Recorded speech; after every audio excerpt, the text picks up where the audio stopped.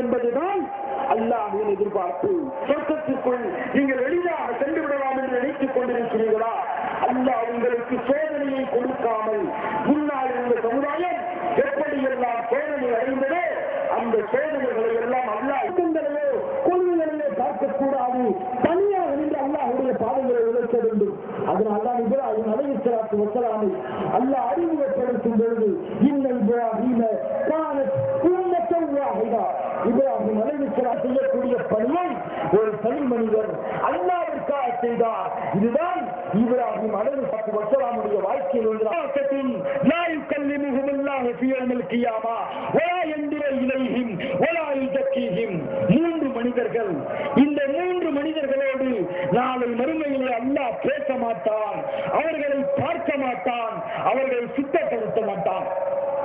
பார்த்து தடுக்காமல் இருக்கக்கூடிய ஆன்மீகத்தவர்கள் இவர்கள் நாளை மறுமையிலே அல்லாஹ் பார்க்க மாட்டான், இவர்களை அல்லாஹ் பேச மாட்டான், இவர்களை சுத்தப்படுத்த மாட்டான். நம் சமுதாயத்திலிருந்து நம்முடைய உணர்விலிருந்து நாம் அப்புறப்படுத்த வேண்டும்.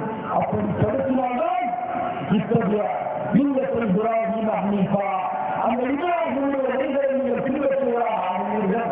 அதை விட்டுவிட்டு ஓடுகிறோம் அங்கில்லை மாறு செய்கிறாரோ அவன் யாருமா இல்லாமல் தப்புகிறது. அவன் இருக்கிறார், அவன் மனிதன், அவனுடைய உள்ளத்திலே தூண்டு தொழிலை வைத்திருப்போம் என்று அல்லாஹ் சொல்லுகிறார். வந்தாலும் சரி, அதற்காக எத்தனை இழப்புகள் வந்தாலும் சரி, அவர்கள் நாம் இழப்புகள் அல்ல, நாளை மறுமையிலே நமக்கு நன்மை என்று தெரிந்து கொண்டு அல்லாஹ்வுடைய பாதுகாப்பாக நம்முடைய வாழ்க்கையும் மரணத்தையும் ஆக்குவதாக அல்லாஹ் சுப்ஹானஹு வ தஆலா உங்களுக்கும் எனக்கும் அருள் செய்வாக. அப்போது கௌமி மாதா வஸ்ஸலாஹு அலைஹி வஸல்லம் வஸ்ஸலாமு அலைக்கும் அஸ்ஸலாமு அலைக்கும் வ ரஹ்மத்துல்லாஹி வ பரகாத்துஹு. வழியாக சொல்வார்கள் என்பது ரசூலுல்லாஹி ஸல்லல்லாஹு அலைஹி வஸல்லம் வழிமுறை. அதையும் நாம் செய்து கொள்வோமாக.